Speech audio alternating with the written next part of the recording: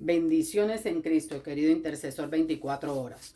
Hoy vamos a seguir tocando el tema de la familia, tema crucial, importante, un tema que constantemente vamos a estar tocando en la intercesión, seguramente diariamente, más ahora que el Señor nos ha dirigido a establecer un tiempo de oración a las 12 del día hasta que terminemos los temas que el Señor dirija diariamente. Entonces, ya saben, a partir del lunes, que creo que es como 20 de mayo, a partir del lunes vamos a tener una llamada grupal. Los que puedan atender la llamada la atenderán y comenzaremos a orar desde las 12 del mediodía, hora de Estados Unidos de Nueva York, la hora del East, hasta que terminemos los tiempos. Vas a poder estar allí desde las 12 hasta que terminemos, pueda que sea 1, 2, 3 horas, no sabemos.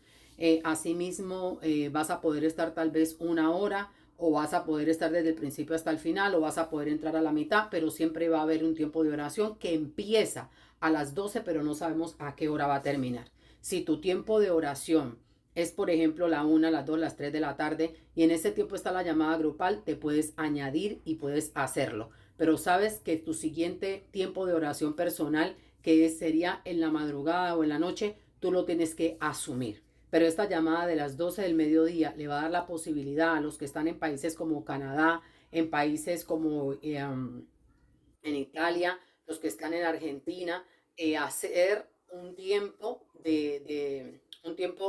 más cómodo para ellos, donde ellos van a poder participar con más facilidad. Aquellos que tienen esa hambre y esa sed de la palabra y que sienten que en cierto momento necesitan orar con otros, también nos va a ser muy provechoso porque vamos a poder estar allí. Aquellos que necesitan ejercitarse todavía más en el tiempo de la oración, nos va a ser provechoso porque vamos a poder estar allí. Aquellos que necesitamos reemplazar malas costumbres o hábitos que ciertamente no son malos, pero no nos convienen, por tomar ese tiempo para la oración. Bendito sea el Señor, no le veo sino beneficios, así es como el Señor da las cosas, entonces lo recibimos en el nombre de Jesús. Sé que todos los días tal vez no te sea posible, espero que sí, que ese esfuerzo se haga, pero si no, la idea es que participes cada que te sea posible y que hagas tu mayor esfuerzo para hacerlo, porque es para bendición para ti y para los demás. Bueno, oramos, Señor, en el nombre de Jesús, dándote gracias por este tiempo, que seas tú hablándole a los hogares. Gracias, Señor, porque esta palabra es el termómetro para mi hogar. Gracias, Señor. Bueno, hay una materia o una carrera que se llama auditoría. Auditar tiene que ver con medir, tiene que ver con establecer metas, con establecer formas de hacer las cosas, procesos y procedimientos que llevan al cumplimiento de una meta o al acercarse a una meta, e incluso a superarlas. Y en ese proceso se van dando determinadas circunstancias que se evalúan, se miden y se ve si con ese conocimiento se puede retroalimentar el proceso para que lleguemos a tener procedimientos correctos que nos lleven a un objetivo. Ay, vamos a traer esto al español. Auditar quiere decir revisar que algo cumpla efectivamente con la función para la que se hizo. Dentro del proceso de auditoría, nosotros determinamos qué procesos convienen y qué procesos definitivamente hay que quitar. Y establecemos la forma de llegar hasta allí. Vamos a traer esta auditoría al hogar. ¿Cómo yo puedo saber si realmente mi matrimonio es un matrimonio cristiano o no? Usted puede ser cristiano, orar, ayunar, vigilar, sembrar, pactar, diezmar, ofrendar, dar de comer al sediento, al hambriento, hacer obras de misericordia, obras del Espíritu. Usted puede hacer obras de justicia, muchas cosas. Puede hacerlo todo. Pero ¿eso quiere decir que su hogar es cristiano? Usted puede haber confesado a Cristo, su esposo puede haber confesado a Cristo, usted puede ser un hombre de ayuno, un hombre íntegro, un hombre temeroso de Dios, respetuoso del Señor, guardador de las buenas costumbres, puede tener su casa aparentemente en sujeción, pero ¿es su hogar un hogar cristiano? ¿Cómo yo sé si mi hogar es cristiano? La cosa principal que usted tiene que saber es que sí es importante que usted sea cristiano. Sí es importante que usted haya confesado a Cristo como su Señor y Salvador. Es súper importante que usted le haya permitido al Señor ser Señor y señorear en su casa. Es decir, ejercer actos de Señor y ser su Señor. Porque yo puedo decirte, si tú eres mi Señor, pero apenas usted da la vuelta, yo hago lo que yo quiero. Yo puedo decir, sí, tú eres mi Señor, pero en cuanto tu Señor te da una orden, tú inmediatamente corres a otro lado donde el Señor te da la orden. Te dan una dirección y tú corres inmediatamente a otra dirección. Y eso te dice que Dios puede ser tu Dios de labios, pero no verdaderamente tu Dios, porque tú no le has permitido señorear y gobernar tu vida. Entonces es importante esto, pero también es importante que tú traigas todo lo que tienes delante del altar y lo presentes delante del Señor y lo conviertas, que también permitas que el Señor señoree en tu casa, que el Señor sea tu Señor de tu casa, el Señor de tu hogar, el que pone y quita, el que ordena, que tu casa esté en servidumbre para con Dios, que en tu casa el temor de Dios se exprese en todas las cosas. Entonces, ¿cómo yo en verdad logro o sé que esto está pasando? La pregunta es, tu esposa y tú, la pareja, estos que tenían que llegar a ser uno solo, ¿tienen tiempos de oración juntos? ¿Tienen tiempos de lectura de la palabra juntos? Tú y tu esposo o tu esposa tienen tiempos, los esposos, vamos a hacerlo así, los esposos tienen tiempo de oración juntos, tienen tiempo de leer la palabra juntos, tienen tiempo de compartir la palabra con sus hijos y de leer la palabra, tienen peticiones de oración conjuntas donde las hacen juntos, pero también el uno tiene peticiones de oración por el otro que las presenta en sus oraciones particulares. Ustedes van a la misma iglesia, se congregan o dejaron de congregarse como algunos tienen por costumbres, o el uno se congrega en este lugar y el otro en otro. No han llegado ni siquiera al acuerdo de en qué lugar se van a congregar y en qué doctrina van a caminar y cómo van a hacer las cosas. Ustedes tienen metas ministeriales juntos. ¿Cuáles son sus metas ministeriales? Como ministerio, como hijos de Dios, ¿cuál es el encargo que ustedes aceptaron? ¿Son profetas, evangelistas, maestros, son apóstoles? Son adoradores en espíritu y en verdad, sirven en la iglesia, son evangelistas. ¿Qué ustedes hacen juntos o en la iglesia cada uno? ¿A qué iglesia pertenecen? ¿Pertenecen o cada uno pertenece a un lugar diferente sin ningún tipo de coinonía o de unidad o de acuerdo entre ustedes para cumplir con esto? ¿Qué tipo de educación le estás dando a tus hijos? Ustedes han concertado la educación secular, pero también han concertado, han llegado a un acuerdo en cuanto a la educación que le van a dar a sus hijos respecto de Dios y el reino y su justicia. ¿O ustedes simplemente van caminando por ahí y a ver en qué se encuentran en medio de todas estas cosas? Esto determina realmente si tu hogar es cristiano. Si ustedes no oran juntos, no leen la palabra, no se congregan en la misma iglesia, no tienen una doctrina compartida, no tienen metas ministeriales, no están enseñando a sus hijos en la palabra, no hay devocional en la casa, no hay un tiempo de oración conjunta, como familia, como pareja e individual, lamento decirte que tu hogar no es un hogar cristiano. Si tú confesaste a Cristo como tu Señor y Salvador, si tú en tu corazón crees que tienes a Dios, buena cosa has hecho. Pero ¿qué pasa con tus hijos? ¿Qué pasa con tu esposo? ¿Qué pasa con tu esposa? ¿Qué pasa con tu hogar?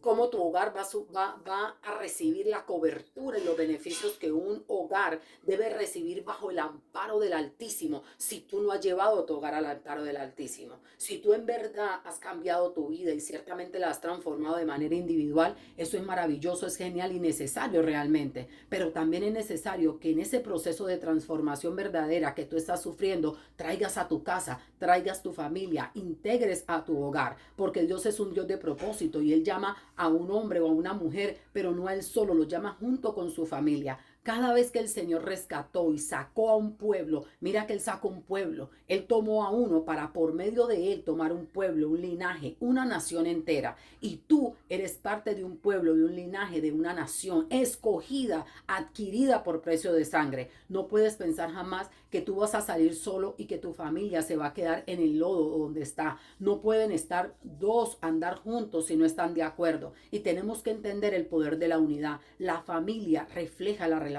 de Dios como Dios con sí mismo, pero también el amor de Dios para con nosotros. Refleja la familia el amor de Dios para sí mismo. Aquel que ama su propio cuerpo no lo mutila, no lo maltrata, sino que lo cuida. Y así Dios manda al varón a amar a su esposa.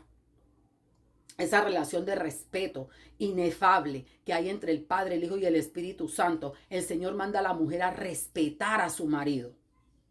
Y eso somos reflejos de la imagen y semejanza que tenemos con Dios. Y nosotros tenemos que dar ese ejemplo. El ejemplo claro es la forma como Cristo amó a la iglesia. Cristo amaba a la iglesia de una manera que en diferentes etapas de la evolución del mundo y de los hombres ha seguido llamando al hombre y atrayéndolo a él mismo.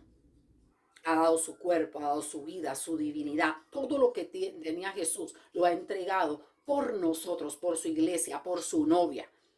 Entonces un esposo debe dar por su esposo lo mayor. Te estoy hablando del diseño del Señor. Una esposa debe entregarlo todo por su marido, por su casa, por sus hijos, así como él también por ella y por sus hijos. Y tienen que entender que esta estructura solamente funciona cuando va de la mano de Dios. ¿Por qué solamente el matrimonio funciona de la mano de Dios? Primero, porque el matrimonio no fue hecho para satisfacer deseos de la carne o voluntad de hombre. El matrimonio nació en el corazón de Dios para satisfacer necesidades de Dios y de la sociedad que el Señor quería conformar. El matrimonio está establecido para personas que son capaces de someterse a Dios y llegar a conocer el reino de Dios y su justicia y operar por medio de esos principios. El matrimonio ha sido instituido como una entidad sana que produce vida y no muerte ni destrucción. El matrimonio ha sido instituido para personas que pueden someter su voluntad al Señor y entender el propósito eterno y superior del matrimonio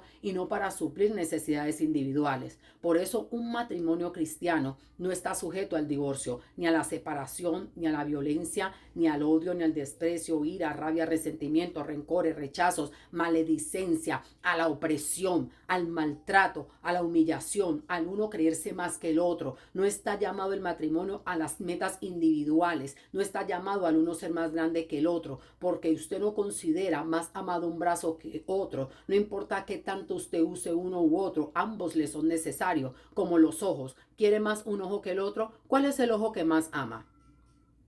¿Cuál es el diente que más ama?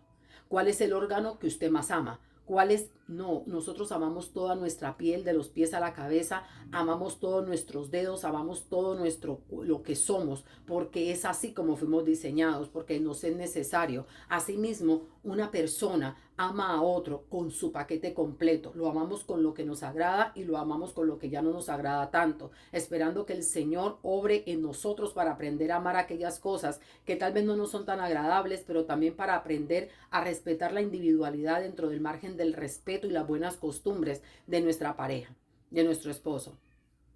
Asimismo, nosotras estamos llamadas al respeto al varón, a la honra al marido, a la virtud dentro de la casa, al temor de Jehová, a la sabiduría para edificar una casa. Y entonces nos hacemos un complemento. Pero este complemento y estas reglas están en la palabra de Dios. Una pareja debe leer la palabra para nutrir juntos y unificar los conceptos del reino. Una pareja debe estar unida de manera que cuando la revelación y el llamado llega por parte del Espíritu para una esposa, el esposo también lo atiende y entiende que su esposa está llamada a ministerio y que él la debe apoyar. Asimismo, cuando un esposo es llamado para ministerio y para dar, soltar, hacer, etcétera, lo que el Señor le pida, la mujer recibe también el llamado y lo puede haber. Eso incluso lo tienen como testimonio el pastor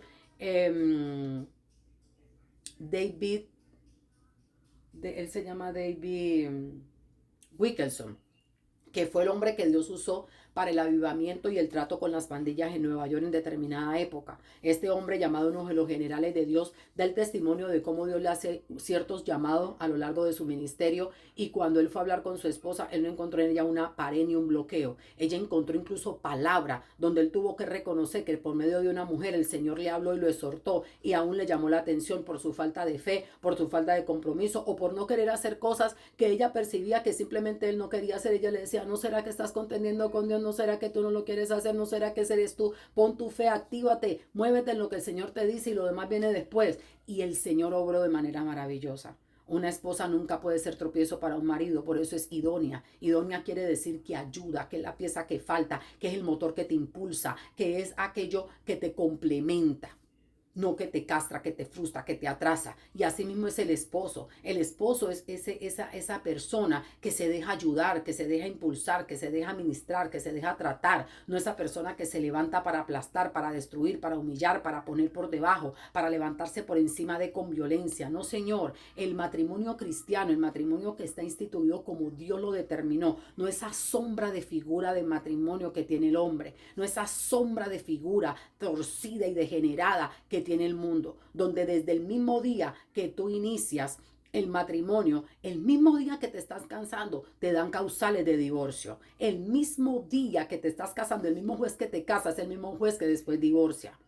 Ese no es el matrimonio del Señor. Así que hoy yo oro en el nombre de Jesús para que el Señor nos permita llegar a ser uno solo, para que esos procesos que hacemos para nosotros llegar a ser esposos o para llegar a ser cristianos también lo hagamos con nuestro hogar y con nuestros hijos, de manera que nuestros hogares se conviertan en esa célula fundamental de la sociedad llamada familia bajo el amparo del Altísimo. Que Dios te bendiga mucho y que el Espíritu Santo nos siga enseñando. Bendiciones. Esta es la serie de la familia en el Ministerio de Intercesión 24 horas o en el grupo de Intercesión 24 horas intercediendo. Y te invitamos a darle like, a comentar, a hacer tus preguntas, aún a compartir. Que Dios te bendiga mucho.